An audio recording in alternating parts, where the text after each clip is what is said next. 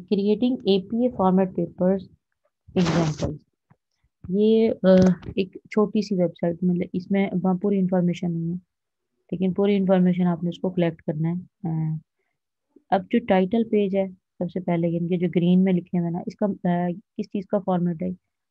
APA का मतलब ये है कि अमेरिकन साइकोलॉजिकल एसोसिएशन, ठीक है, and is commonly use in psychology, education and other social sciences. ये जो फॉर्मेट है, सोशल साइंसेज के जितने भी, आप भी सोशल साइंसेज के हो स्टूडेंट, तो लिटरेचर के स्टूडेंट हो, आप लोगों के भी यही वाला फॉर्मेट यूज होता है। Check out this gallery of examples, tips और guidelines for writing paper in APA format.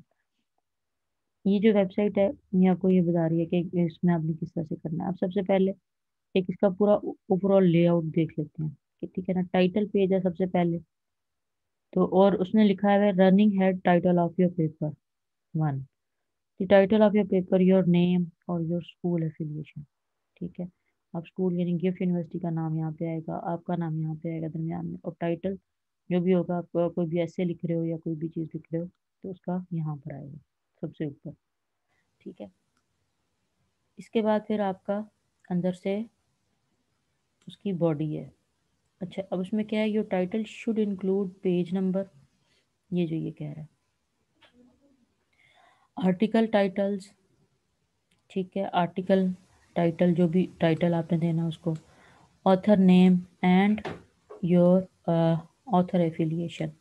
The seventh edition of the APA publication manual contained a few changes to the format of an APA style title page, including separate guidelines for student and professional title pages.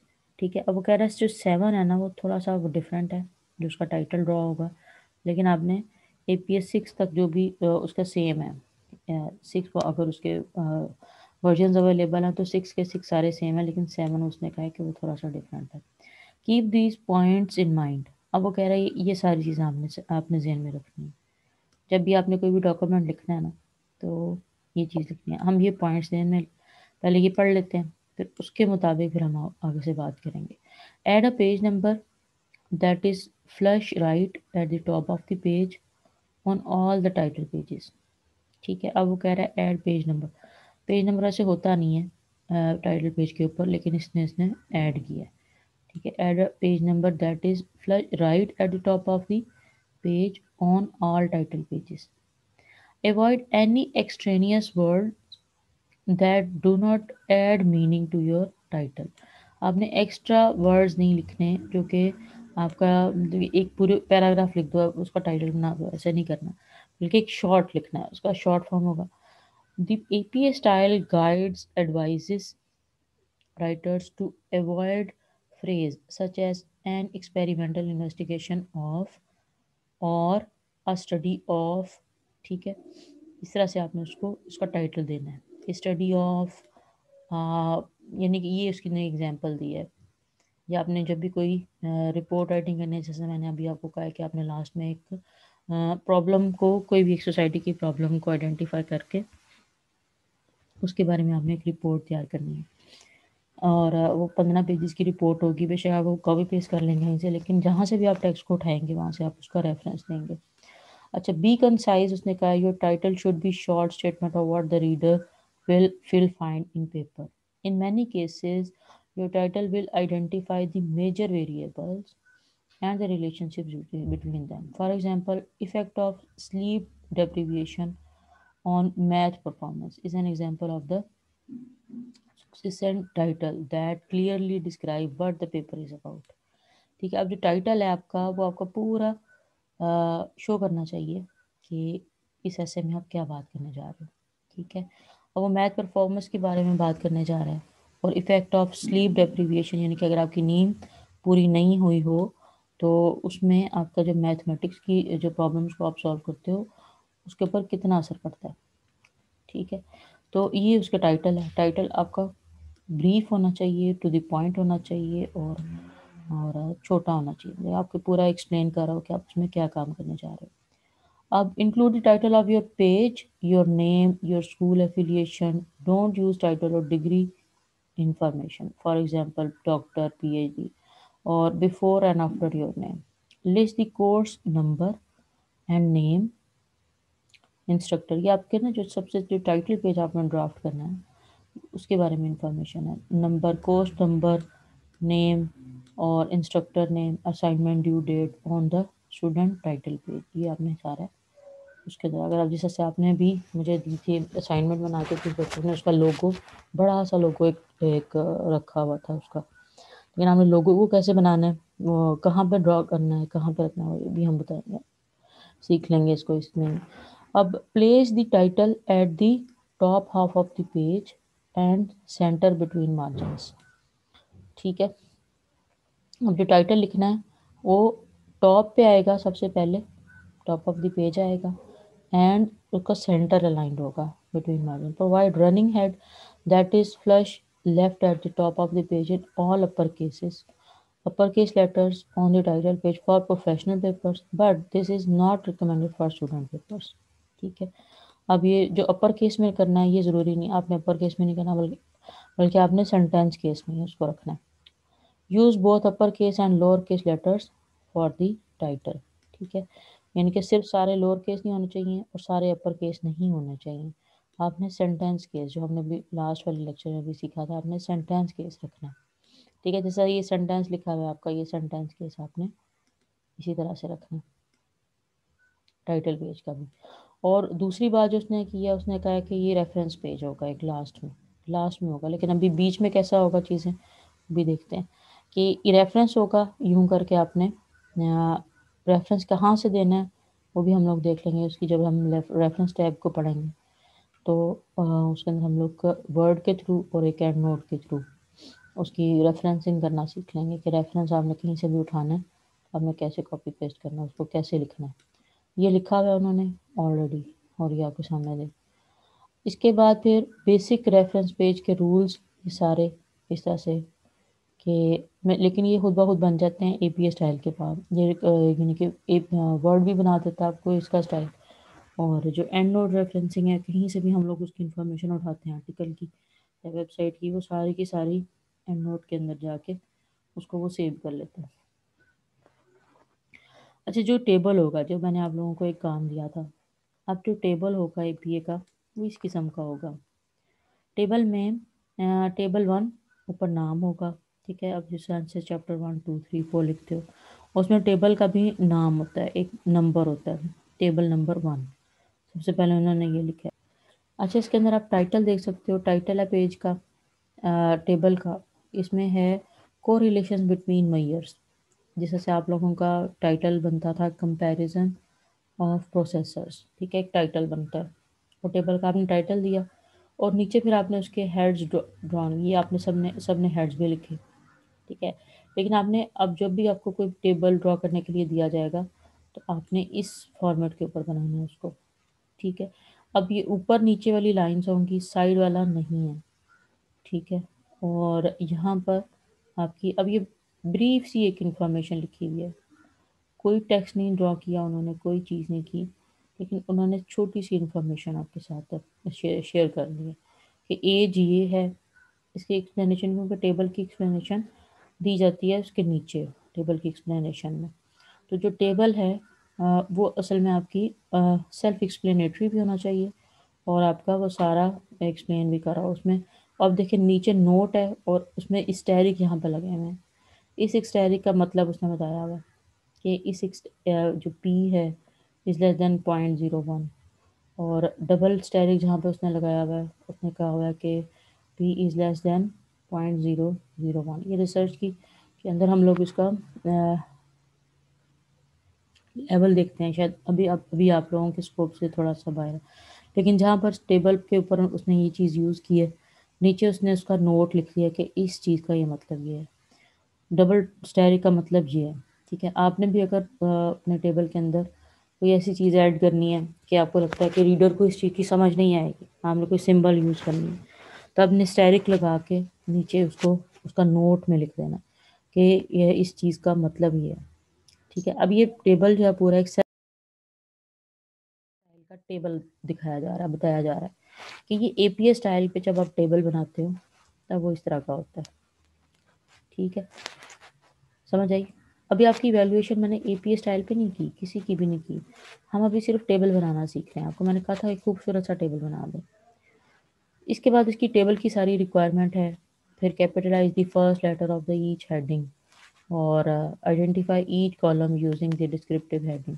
जो ये आपको मैं बता रही हूँ ना, इसकी जो लास्ट असाइनमेंट होगी ना, ये एपीए फॉर्मेट के ऊपर जो आपने रिपोर्ट तैयार करनी है, वो सारी इसके ऊपर होगी।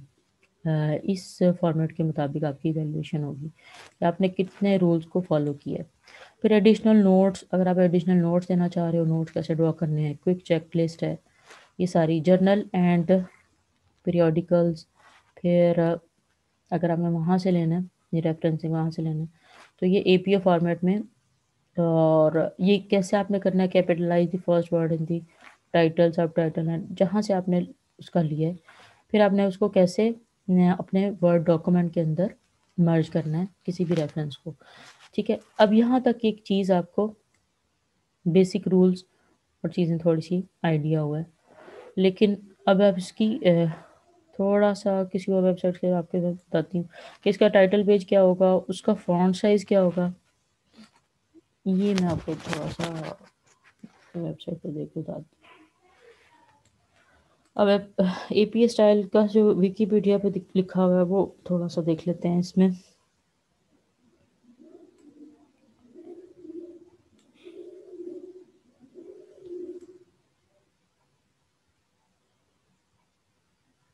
आपने 7th एडिशन को नहीं देखना, अभी अभी आपने 6th एडिशन को फॉलो करना है।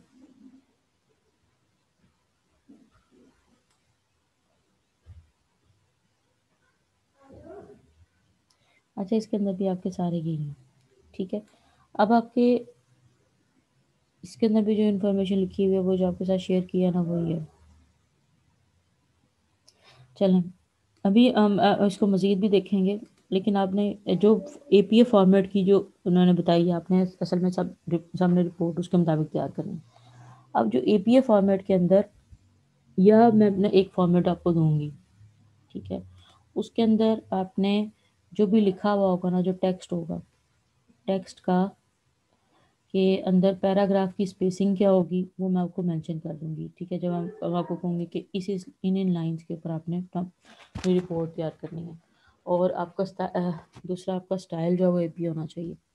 फिर आपने जो भी हेडिंग होगी उसका मैं आपको बता दूंगी कि आपने ये हेडिंग यूज़ करनी है, इस साइज़ की हेडिंग यूज़ करनी है, ये फॉर्मेट यूज़ करना है।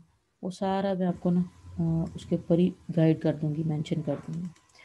अभी जो हम करने जा रहे हैं अपने जो वर्ड के ऊपर, हमने वर्ड का स्टार्ट किया था, हमने लास्ट में होम टैब को थोड़ा सा देखा था। होम टैब का हम लोगों का रह गया था, थोड़े थोड़े से पॉइंट्स रह गए हैं कि कहाँ पर कौन सी ऑप्शन है, ये भी आपने याद रखनी है। प्लस आपने कुछ शॉर्टकट कीज़ का मैंने कहा था कि शॉर्टकट कीज़ जो है वो आपने अपने उस पर रखनी।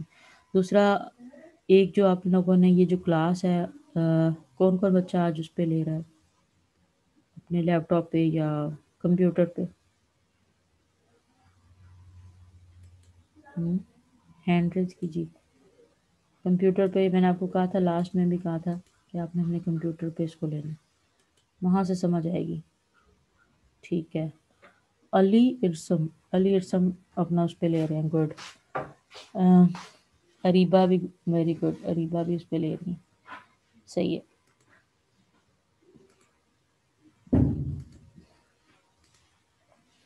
अच्छा, ये आपका जो डॉक्यूमेंट है, डॉक्यूमेंट ये वाला आपके सामने डिस्प्ले हुआ है, ये वही है जो आपके साथ उस दिन भी मैं शेयर कर रही थी। और ये भी मैंने बताया था कि इसके अंदर भी काफ़ी सारी चीज़ें यूज़ हुई हैं। अब इसके ऊपर देखें, ये मैंने जिस तरह से इसको किया है, सिलेक्ट किया है, इसके ऊपर वर्डाना यूज़ हुआ है, 12 इसका फॉन्ट यूज़ हुआ है। और हम लोगों ने यहाँ तक उसको सीखा था कि उसको कैसे लाइन, यहाँ तक सीखा था कि जस्टिफाइड कैसे रखना है, एक पैराग्राफ को कैसे जैसे आपने जस्टिफाइड रखना है, और न्यू फाइल कैसे ओपन करना सीखनी है। न्यू फाइल कंट्रोल है ना, आपने दबाया तो आपके पास न्यू फाइल आ गई है। अब मैं आपको डिस्प्ले हो रहा है इसको पैराग्राफ, ये वर्ड डॉक्यूमेंट जिसके ऊपर एक पैराग्राफ लिखा हुआ है। अब इस पैराग्राफ को आपने फॉर्मेट करना है और उस फॉर्मेट के अंदर आपने ये इसको सिलेक्ट किया सबसे पहले और उसके ऊपर जस्टिफाइड फॉर्मेट लगा दिया। ये जस्टिफाइड हुआ, जैसा से आपको डिफरेंस नज़र आया कि ये चीज़ थी, यानी कि ये जो मार्जिन है इसके ऊपर आगे पीछे हैं, ठीक है।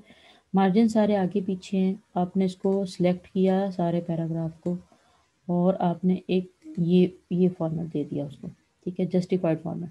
आपने क्या करना है, जब भी एक डॉक्यूमेंट तैयार करना है, जो रिपोर्ट राइटिंग करनी है, उसमें आपने जस्टिफाइड रखना है। पैराग्राफ का जो है ना, आपने उसको जस्टिफाइड रखना है, ऐसे नहीं रखना, ये चीज़ नहीं रखनी, ठीक है, या ये चीज़ नहीं रखनी, सेंटर अलाइन नहीं रखना, ये चीज़ भी नहीं रखनी, जैसे राइट अलाइन कर दो आप चीज़ों को, आपने बल्कि इस तरह से रखना जस्टिफाइड, ठीक है। एकेडमिक्स में ये चीज़ यूज़ होगी।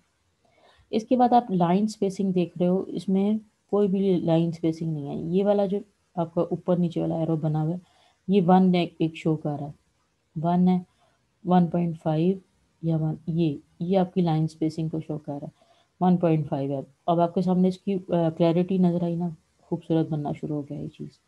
1.5 की ये आ गई आपकी, ऐसे लाइन स्पेसिंग के साथ आ गया। अब ये सारा जो है फॉर्मेट ये एरियल पे बना हुआ है। एरियल की बजाय आपने क्या करना है, यहाँ पे इसको टाइम्स न्यू रोमन पे रखना है।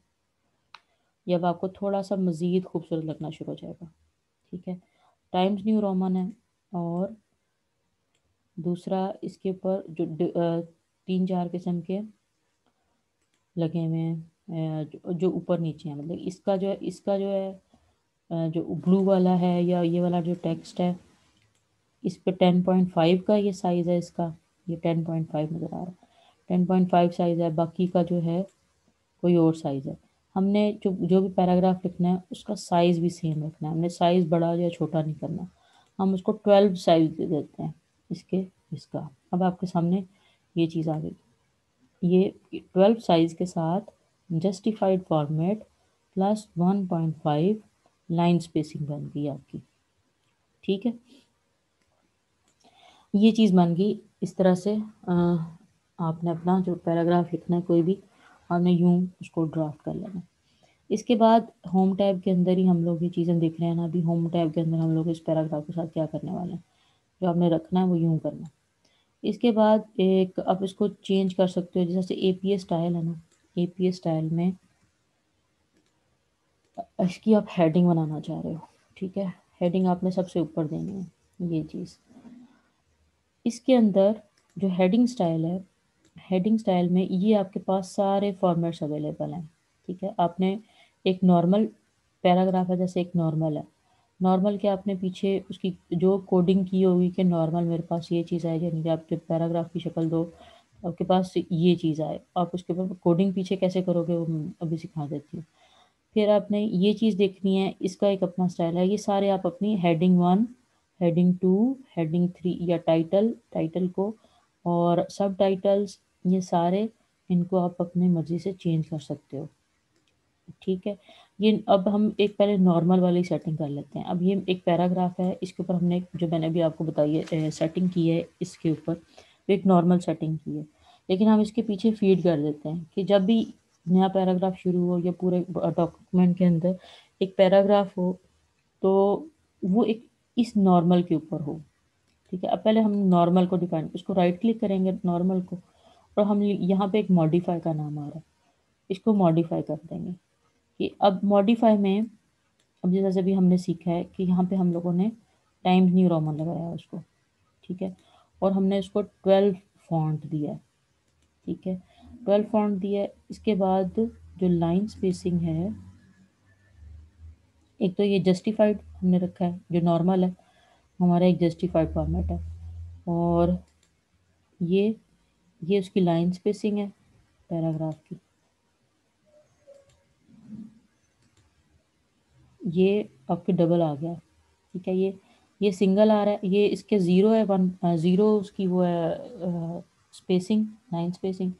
इसमें 1 है, इसमें 1.5 है, ठीक है, हमने इसको चेक कर दिया एक यहाँ से, और ये अब आपके पास 1.5 की स्पेसिंग बन गई, लाइन स्पेसिंग। और नॉर्मली आपने इसको नॉर्मली नाम देना है अपना। ठीक है, अब ये आपके पास एक, जब भी आप नॉर्मल की ऊपर क्लिक कर दोगे तो अब आपका ये ऑटोमेटिकली ये चीज़ बन जाएगी। ठीक है, आपने अब इसको बता दिया है, आपने अपने फीड कर दिया कि मेरी यही रिक्वायरमेंट है, आपने सारा डॉक्यूमेंट के ऊपर जहाँ पर मैं कहूँ कि नॉर्मल पे करो, तो वो हमेशा अब क्या करेगा कि अब यहाँ पर सपोज मैं इसको कोई और दे देती हूँ फॉर्मेट,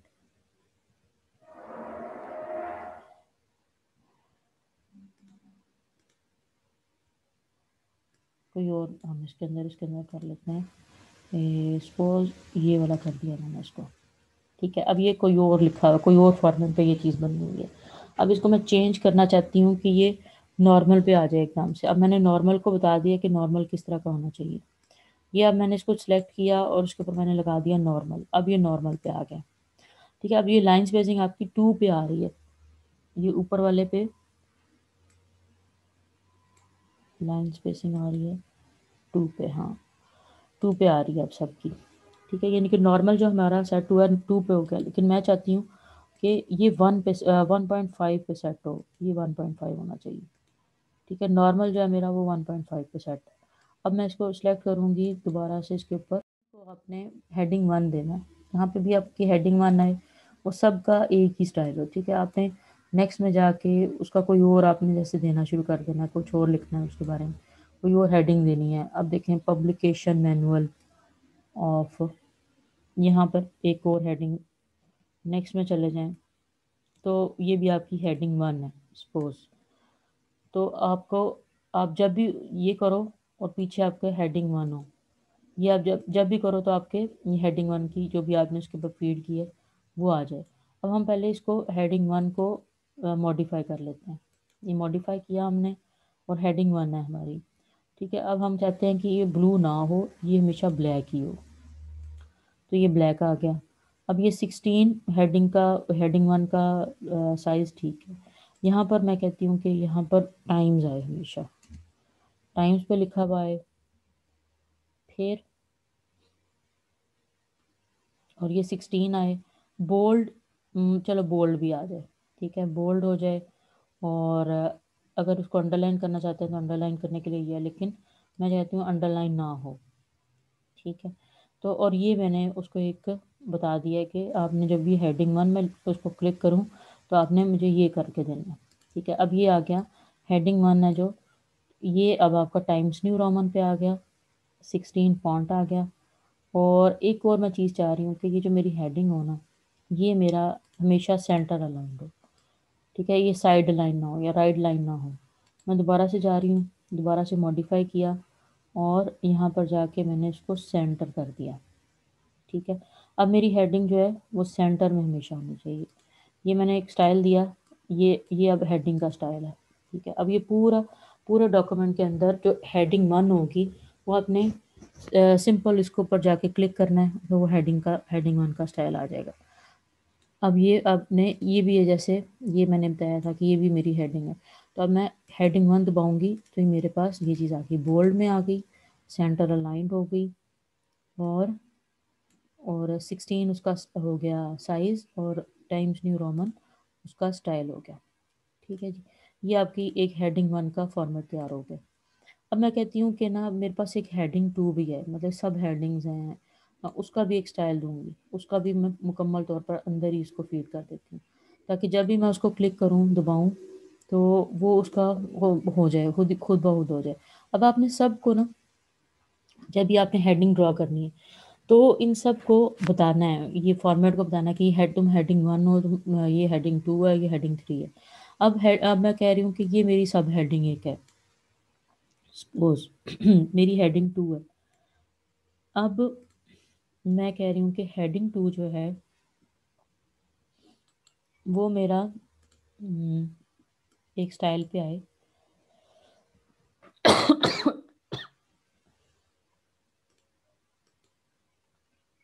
अच्छा, ये चीज़ आए, और अब मैं इसको हेडिंग 2 को, ये हेडिंग 2 है मेरी, मैं इसको मॉडिफाई करूँगी। मॉडिफाई करके मैंने इसका नाम हेडिंग 2 है, मैं कहती हूँ ये हमेशा ब्लू ना आए बल्कि ब्लैक में आए। फिर प्लस टाइम्स पे आए। मैम हाँ, क्या चीज़? टेक्स्ट पूरा select कर ले मैम। टेक्स्ट क्या? मैम ये साइंटिफिक जो आपने लिखा है ना, ये हाफ सिलेक्ट आपसे हुआ है। अच्छा अच्छा, नहीं ये वो इसको बाद में पूरा। कर सकते हैं, अभी सिर्फ हम इसको इसको सिलेक्ट कर ये करना सीख रहे हैं ना।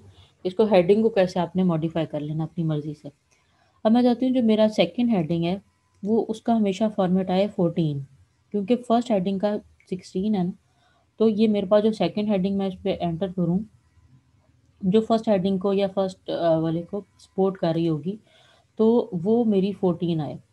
ठीक है, अब मैंने इसको यहाँ पे मॉडिफाई करके इसको 14 कर दिया, और वो इटैलिक में आए। ठीक है, अब इटैलिक हो और वो बोल्ड भी हो, दोनों चीज़ें आ गई। इटैलिक भी हो और बोल्ड भी हो और वो सेंटर अलाइन भी हो। ठीक है, मैं ये चाहती हूँ कि मेरी सेकंड हेडिंग जो फर्स्ट को देगी, अब वो सारी यूं सेंटर अलाइन हो और इस तरह से फॉर्मेट है। समझ आ गई? ये मैंने इसके ऊपर लगाया, और ये पूरा। भी हाँ। लगा सकते हैं। हाँ, क्या चीज़? इसको बुलेट्स भी लगा सकते हैं हेडिंग्स को। नहीं, हेडिंग्स को आपने बुलेट नहीं लगानी कभी भी। ठीक है, अब ये सारा जो है ना, ये मैंने इसको हेडिंग 2 दे दिया, लेकिन हेडिंग 2 हुई नहीं मॉडिफाई। इसको सेव कर लेते हैं ना सीधे। ये 14 और टाइम्स दे दिया हमने,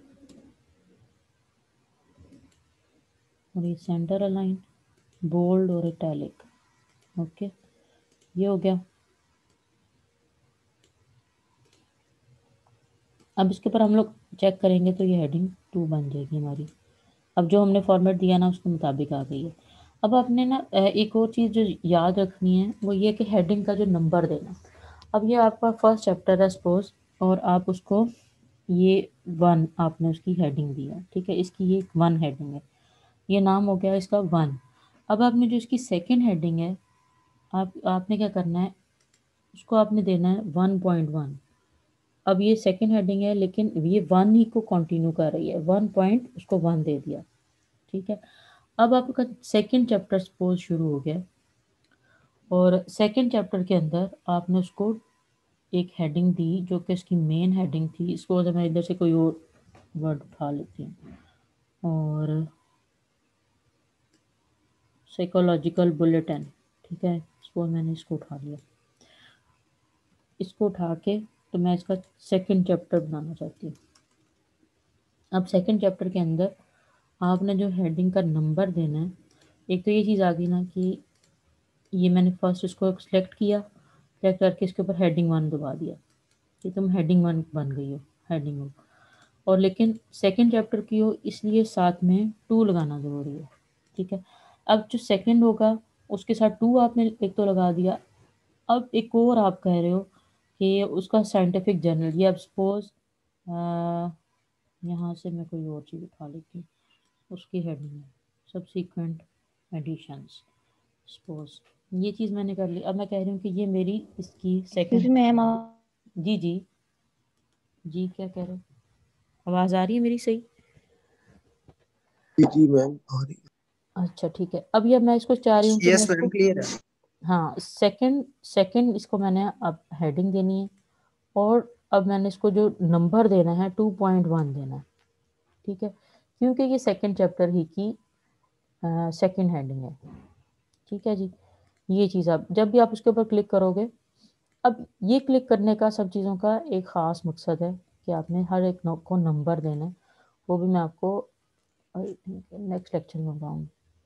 ठीक है, तो ये आपका फर्स्ट हेडिंग मॉडिफाई कैसे करनी है, सेकंड हेडिंग मॉडिफाई कैसे करनी है। अब आप एक और हेडिंग चाह रहे हो, थर्ड हेडिंग। आप उसमें थर्ड हेडिंग को अपनी मर्ज़ी से कर सकते हो। ठीक है, थर्ड हेडिंग को मॉडिफाई कर लेना है, अपनी मर्ज़ी से उसमें फॉर्मेट दे देना है, और ये इस तरह से सारी चीज़ें होंगी। ठीक है, अब ये सारे आपके पास स्टाइल हैं, जितने मर्ज़ी आप उसके अंदर स्टाइल दे सकते हो। फिर आप पैराग्राफ को अंदर से, कि पैराग्राफ का मेरे बेसिकली नॉर्मल है, जैसे अब इसके ऊपर नॉर्मल स्टाइल ही लगना चाहिए। अब ये नॉर्मल के पीछे मैंने जो फीडिंग की हुई है वही आए हमेशा। तो ये आपकी नॉर्मल की फीलिंग आ गई। ये नॉर्मल हमेशा आपका यूं ही होगा, ये नॉर्मल का। ठीक है जी। अब हमेशा जो भी मैंने इसके पीछे उसको लिखा है कि नॉर्मल में मेरा ये चीज़ आएगी, हेडिंग के अंदर ये चीज़ आएगी, सेकेंड हेडिंग में ये चीज़ आएगी, चैप्टर 1 का यूं नंबर आएगा, चैप्टर 2 का नंबर यूं आएगा। ठीक है। अब मैं आपको एक छोटी सी एक चीज़ दिखा दूँ। आप लोगों ने जो टेबल ड्रॉ करना है, ठीक है, ये तो हमने ये चीज़ सीखी है ना आज, ये चीज़। अब एक आप लोगों ने एक टेबल बनाया आप लोगों ने असाइनमेंट के अंदर। ठीक है। अब उसको ड्रॉ कैसे करना है, अभी एपीए फॉर्मेट पे नहीं हम लोग सीख रहे, सिंपल अभी हम लोग एक खूबसूरत सा टेबल ड्रॉ करना चाह रहे हैं। और कुछ बच्चों ने ड्रॉ किया भी है, इंसर्ट आप लोगों ने किया, सब ने किया होगा। ठीक है। ये टेबल में गए आप लोग, टेबल में जाके जितनी आपको वो चाहिए, कॉलम्स चाहिए और जितने आपको रोज चाहिए, ये आपने उधर ड्रॉ कर लिए। ठीक है। सपोज मैंने ये चीज़ चार मुझे ये चाहिए, 4 प्रोसेसर्स के नाम थे और सपोज मैं उसके मज़ीद भी करना चाहती हूँ, तो मैं इसको एंड टैब दबाऊंगी तो ये मज़ीद इसके अंदर रोज ऐड होती जाती हैं। अब आपके सामने जो एक चीज़ बनी नज़र आ रही है, ये मैंने टेबल सेलेक्ट किया, तो आपके पास ये सामने ऊपर जो फॉर्मेट्स बने हुए नज़र आ रहे हैं सबको। मैम टैब दबाएंगे तो सेल्स इंक्रीज होंगे? वो टैब दबाएंगे तो इंक्रीज होते जाएंगे। ये मैंने लास्ट वाले के अंदर रखा ना, और उसके अंदर मैंने टैब दबाई तो ये सेल इंक्रीज हो गया। ठीक है। ये लास्ट वाले के अंदर टैब रखी और टैब दबाया तो ये आपका सेल इंक्रीज। अब ये पूरा आपके पास एक मैम रो कैसे इंक्रीज करते हैं? इसी तरह ही जाके लास्ट वाले एक दफा अगर एक दफ़ा आप करके देखो ना, उसको प्रैक्टिस करो अपने पास।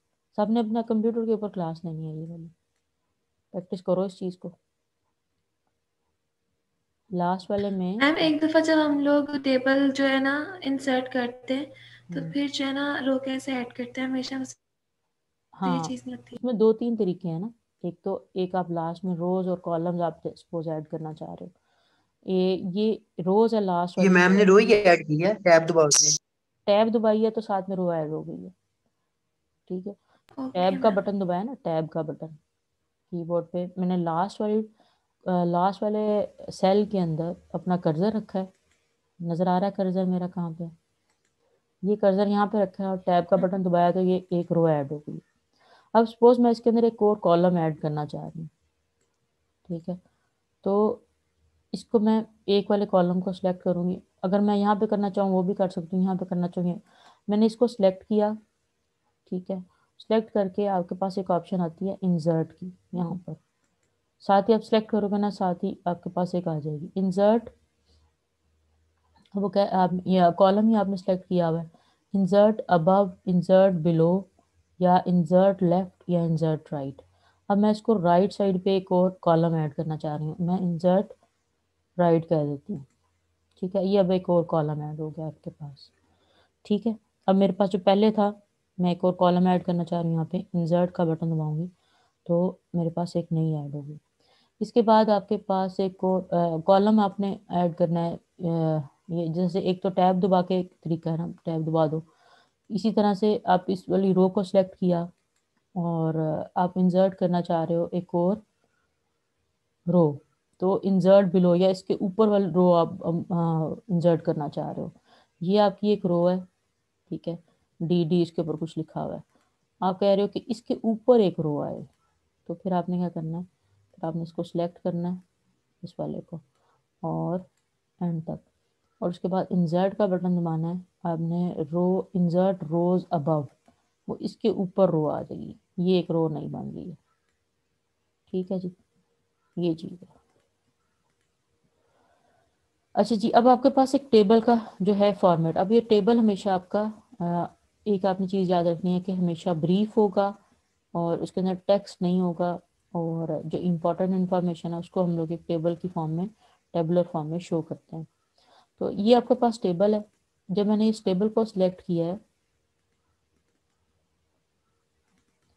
मैं इसको अगर इसके यहाँ पे जो एक प्लस का साइन बन रहा है, इसके ऊपर जाके ये प्लस का जो साइन बन रहा है इसके ऊपर मैं डबल क्लिक करूंगी तो मेरे पास ये बहुत सारी ऑप्शंस आ गई हैं टेबल ड्रॉ करने की।